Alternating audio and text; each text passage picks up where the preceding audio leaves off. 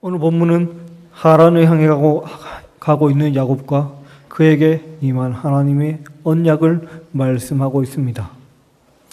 그런데 오늘 본문에 대한 야곱의 반응이 우리가 보기에는 약간 이상해 보이는 점도 있습니다. 왜냐하면 이렇게 임한 하나님에게 하나님께서 여호와께서는 너의 하나님이 되실 것이요라고 21절 후반에서 말을 하고 있기 때문입니다. 그래서 어찌 보면 이상하고 정말 나쁘게 보면 건방져 보이기까지 하는 야곱의 반응이 나오고 있습니다. 그에 대해서 정말 하나님께서 어떠한 사랑으로 야곱에게 임하셨는지, 그리고 야곱이 이런 고백을 한 것, 이런 말을 한 것은 어떠한 의미에서 한 것인지 함께 살펴보며 은혜를 나누는 시간이 되기를 소원합니다. 첫째, 오늘 본문의 베델은 하나님의 사랑이 나타난 장소였습니다. 오늘 본문에서 야곱은 정말로 비천한 처지에 있었습니다. 이때 야곱의 나이가 몇 세라 생각하십니까? 계산해 보니 야곱의 나이가 77세가 됩니다. 이에 대한 설명은 약간 복잡합니다. 바로의 앞에 섰을 때 야곱의 나이가 130세, 그리고 요셉의 나이가 39살이었습니다. 왜냐하면 요셉이 30살에 총리가 되었고, 그리고 7년간의 풍년과 2년의 흉년을 거쳤기 때문입니다. 그래서 야곱이 요셉을 낳았을 때 130에서 39를 빼면 간단하게 91세라고 알 수 있습니다. 그런데 91세 야곱이 요셉을 낳았을 때 창세기 30장 25절에 따르면 라반에게 집으로 돌아가게 해달라 합니다. 이때가 바로 14년간 라반에게 봉사한 다음입니다. 그러므로 여기서 14년을 또한 빼면 야곱의 나이, 즉 지금 베델에 있는 야곱의 나이가 나오게 됩니다. 그래서 나온 결론은 77세입니다. 적지 않은 나이죠. 우리가 아는 것처럼 생각하기에 청년의 때에 걷는 것이 아닙니다. 물론 아브라함이 175세, 이삭이 180세, 험악한 세월을 보낸 야곱이 147세까지 살았으니 그 당시의 나이를 우리의 기준에서 보면 안 됩니다. 하지만 77세면 아무리 적게 봐도 30대 후반, 40대 초반은 되는 나이를 알 수 있습니다. 좀 더 먹었으면 중반 이상 될 수도 있습니다. 이때 집에서 쫓겨났습니다. 물론 보냈지만 잘 생각해 보시기 바랍니다. 야곱이 평생 삼촌 라반의 집에 간 적이 있습니까? 없습니다. 라반의 집은 수백 킬로미터가 떨어진 곳입니다. 가는 길을 알겠습니까? 모릅니다. 그러면 당연히 길잡이라도 붙여줘야 되지 않겠습니까? 그런데 지금 야곱은 누구와 동행해서 가고 있습니까? 아니요. 혼자 가고 있습니다. 다른 말로 하면 여비만 챙겨주고 보낸 겁니다. 그렇기 때문에 모든 사람은 여기서 야곱이 쫓겨났다고 볼 수밖에 없습니다. 물론 이삭과 리브가의 입장에서는 에서의 눈치를 볼 수밖에 없었습니다. 왜냐하면 우리가 아는 것처럼 에서는 자기 마음대로 결혼을 했습니다.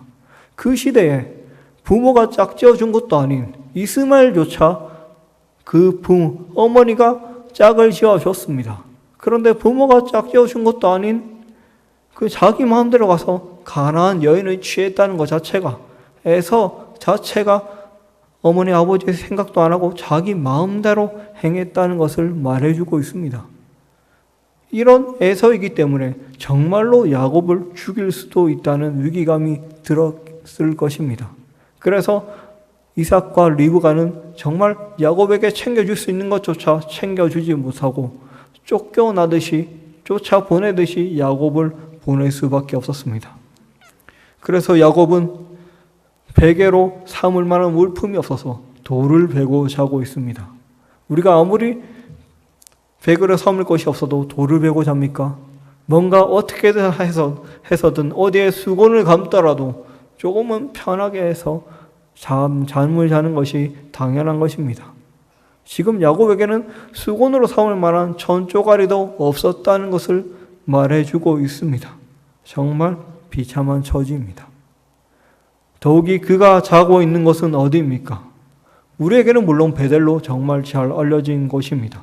하지만 야곱에게는 생전 처음 도착한 들판입니다. 여기가 어딘지, 정말 내가 하란을 향해서 제대로 가고 있는지 맞는지도 확신할 수 없는 길 중간에 있습니다. 그리고 또 언제 도착할지도 모르지만 일단 물어 가든지 어떻게 해서든 도착해야 되는 길이기도 합니다. 며칠째 걸었을 것입니다. 그렇기 때문에 야곱은 돌베개를 베고도 쓰러지듯이 푹 잘 수 있었습니다. 정말 야곱은 비참한 처지에 있었습니다. 그리고 그 속에서 하나님께서 임하시고 있습니다. 꿈에서 야곱은 사닥다리를 하나 보고 있습니다. 그 사닥다리는 너무나 높아서 하늘까지 맞닿아 있습니다.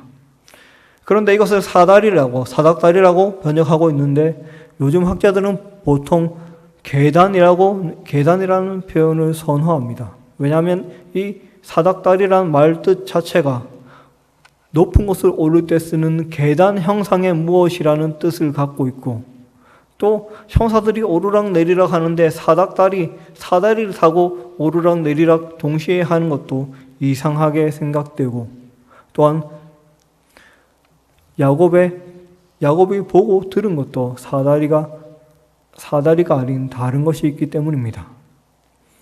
우리가 여기서 알 수 있는 것은 야곱은 어떻게든 계단처럼 보이는 길을 보았다는 것입니다. 왜냐하면 아브라함이 175세에 죽습니다. 그런데 아브라함이 160대, 그리고 이삭이 60살 때 에서와 야곱이 태어납니다.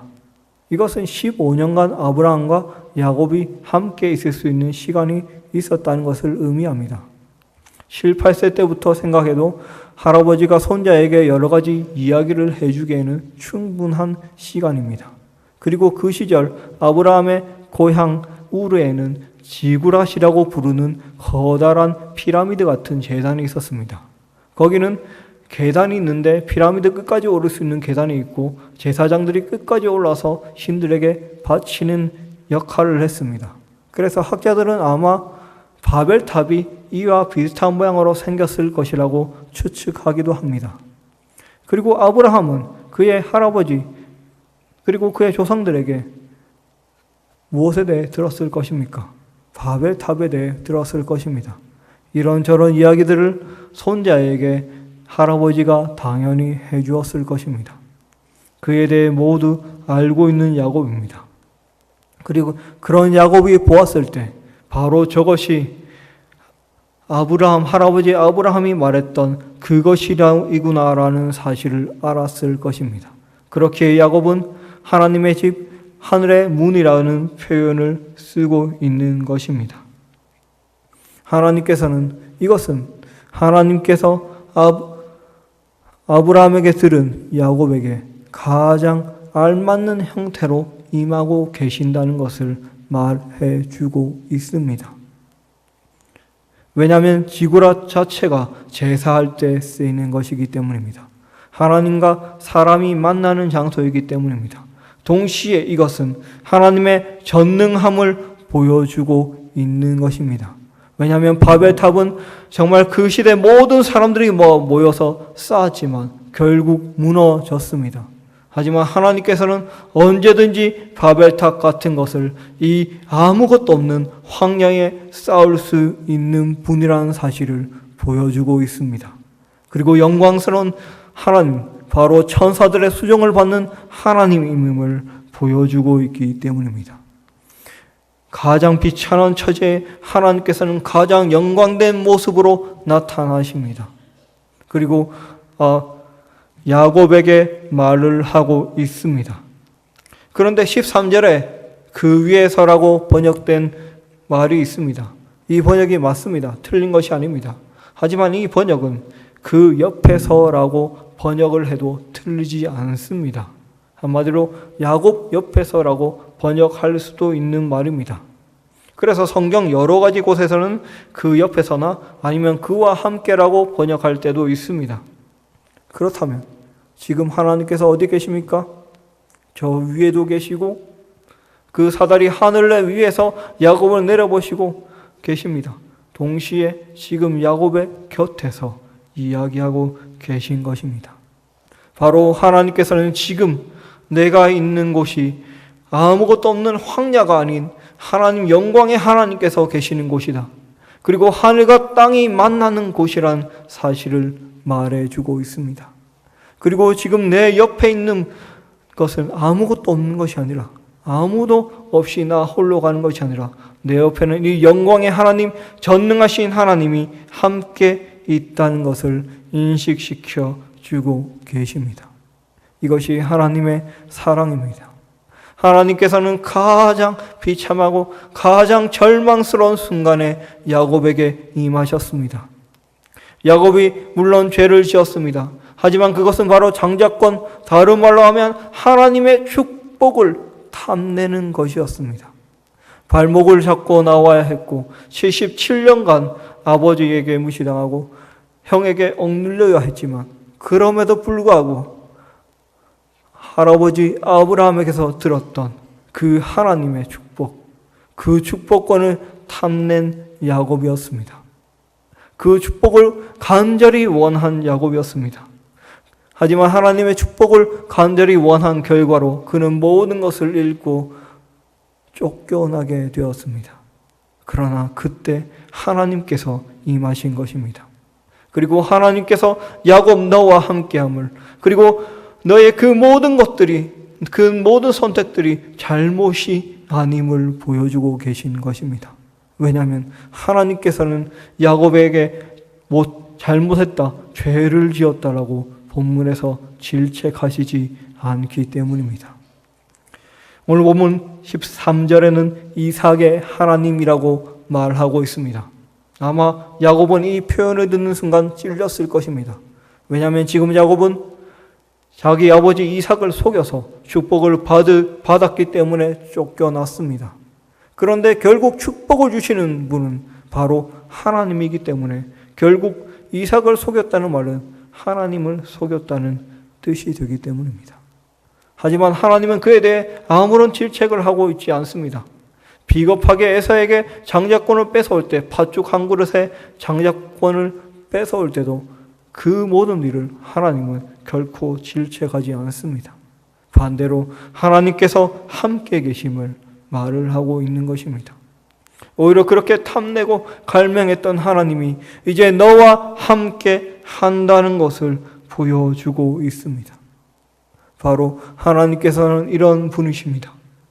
우리가 하나님을 갈망하고 하나님을 바란다면 하나님께서는 임하시는 분이십니다. 그리고 우리가 정말 절망스러운 순간에, 도무지 길이 없는 순간에 길을 여시는 분이십니다. 야곱은 하란으로 가는 길을 확신하지 못했을 것입니다. 그런 야곱에게 하나님께서는 하늘의 길을 보여주셨습니다. 베델을 통하여 하늘의 문을 보여주셨습니다. 그리하여 그 모든 길 속에서 아버지 하나님과 동행함을 가르쳐 주셨습니다. 그러니 이 하나님의 뜻을 알기를 원합니다. 우리가 정말 아버지 하나님께 나아오고 아버지 하나님과 동행하기를 바라고 정말 아버지 하나님의 내 뜻을 세울 때 아버지께서는 꼭 우리와 함께 계실 것입니다. 어떨 때 우리가 그렇게 하지 못할 때도 있고 어떨 때는 우리가 죄를 지을 때도 있지만 하나님께서는 그 모든 것을 용서하시며 우리와 동행하여 주실 것입니다. 그리하여 우리의 인생을 바꾸는 언약을 우리에게 체결하여 주실 것입니다. 베델은 바로 그런 장소입니다. 어떤 장소입니까? 우리가 하나님과 동행할 때 하나님께서 임하시는 장소입니다. 그러니 언제나 이 베델의 축복이 함께하는 우리가 되기를 소망합니다. 그리고 둘째로 베델은 야곱의 감사와 헌신이 담긴 장소였습니다. 처음에 말했듯이 야곱의 반응은 약간은 이상했습니다. 하나님의 모든 축복에 대해서 아주 구체적으로 말을 합니다. 지키신다는 말을 구체적으로, 그렇다면 가는 길에 지켜주시고 먹을 음식을 주시고 입을 옷까지 달라고 그리고 마지막으로 돌아오게 해달라고까지 말을 합니다. 그러면 마치 오늘 뉘앙스는 그러면 내가 하나님을 섬기겠다는 뜻이 나옵니다. 여호와를 나의 하나님이 되실 것이요라는 표현을 하고 있기 때문입니다. 하지만 정말로 야곱이 그런 의미에서 한 말일까요? 그렇다면 뭔가 이상하지 않습니까? 왜냐하면 그 전에 야곱은 아침에 일어나 어땠다 말을 합니까? 두려워했다라고 말을 합니다. 하나님을 두려워하고 하나님의 임재를 두려워하는 야곱이 어떻게 하나님 앞에서 이렇게 하고 해주고 저렇게 해주고 이렇게 해주고 라고 말을 하겠습니까?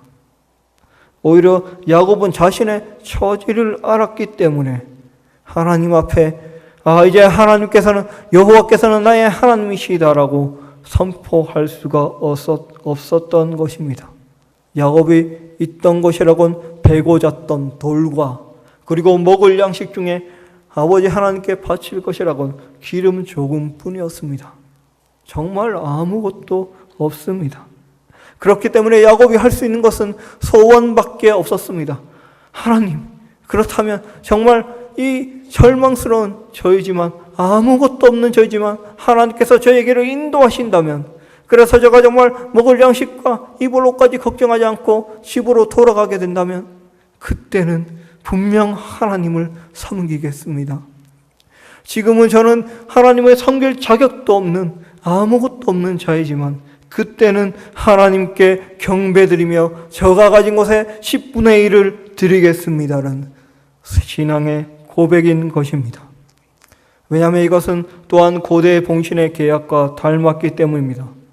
왕은 신하에게 안전과 평안, 영토를 제공합니다. 신하는 그 왕에게 충성과 공물, 세금을 바칩니다. 하나님께서는 야곱에게 안전과 평안, 즉 돌아오는 길과 갈 길에서 모든 것을 지키신다 말씀하십니다. 그래서 결국 돌아와서 그 땅을 주신다 말씀하십니다. 그런 하나님께 야곱은 11조의 맹세를 합니다. 바로 내가 그때는 하나님의 종이 되겠다는 의미입니다. 그가 할 수 있는 것은 그런 말밖에 없었기 때문입니다. 나를 구원하신 하나님 앞에 가장 비천한 나에게 찾아오신 하나님 앞에 드릴 수 없는 것이 없었기 때문에 그는 이런 말을 할 수밖에 없습니다. 지난 시간에 이삭에게 하나님은 어떻게 임하셨습니까? 정말 내 아버지 아브라함이 나를 버리고 나를 죽이려는 그 순간에 하나님께서는 아브라함을 부르며 이삭을 구원하셨습니다. 바로 모든 것을 예비해 주셨고 모든 것을 봐주신 여호와 이레의 하나님으로 임하셨습니다. 그와 동일하게 지금 야곱에게 임하고 계십니다. 부모로부터 쫓겨났습니다. 먼 길을 가야 하지만 안내자도 없고 갈 길도 알지 못하고 방황해야 합니다. 하나님께서는 하지만 자신에게 나타나 주셨습니다. 받아 주셨습니다. 부모는 나를 버렸지만 하나님은 나를 버리지 않으셨습니다. 부모는 내게 제대로 된 지도, 사람 하나 붙여주시지 않았지만 하나님께서는 하늘의 길로서 야곱에게 알려주셨습니다. 하나님께서는 야곱에게 이렇게 임하셨습니다. 그렇기에 야곱은 감히 그 하나님께 종이라 자처할 수도 없었습니다. 그렇기에 내가 하나님의 축복으로 이 모든 것을 가지게 되면 그때는 아버지 하나님의 종으로서 내가 모든 것을 다 하겠나이다라는 맹세밖에 할 수 없었습니다. 이것이 야곱의 생각이었습니다. 그러나 그와 마찬가지로 하나님께서는 우리에게 임하십니다. 우리가 정말 아무것도 드릴 게 없고 아무것도 할 수 없는 우리에게 임하셔서 가장 좋은 것으로 가장 기쁜 것으로 우리를 채워주고 계십니다. 그것이 바로 우리의 베델입니다. 바로 하나님을 섬기며 하나님 앞에 겸손히 나아가며 아버지 하나님께 기도하는 그 자리가 우리의 베델입니다. 우리가 이런 베델이 되기를 원합니다. 우리가 서고 우리가 가는 모든 장소가 이런 하나님의 임재와 사랑이 가득한, 그래서 헌신이 가득한 베델이 되기를 원합니다. 오늘 본문에서 하나님께서는 우리를 야곱을 변화시켜 주셨습니다. 첫째, 하나님의 사랑으로 변화시켜 주셨고, 두 번째, 감사와 헌신, 야곱의 감사와 헌신, 우리의 감사와 헌신으로 변화시켜 주셨습니다. 그리하여 그저 베개였던 돌은 하나님의 집 기둥이 되었습니다. 절망의 장소였던 야곱은 베델이라는 명칭을 얻었습니다. 도망친 야곱은 하나님과 함께 달려가게 되었습니다. 우리가 무엇을 두려워하고 있습니까? 하나님을 두려워하시기 바랍니다. 그리고 하나님만 의지하기를 바랍니다. 그렇다면 하나님께서는 우리의 모든 장소를 베델로 만들어 주실 것입니다. 그래서 그 베델에 하나님을 의지하며 이 세상을 주와 동행하며 기쁨으로 살아가는 우리 모두가 되기를 간절히 소원합니다.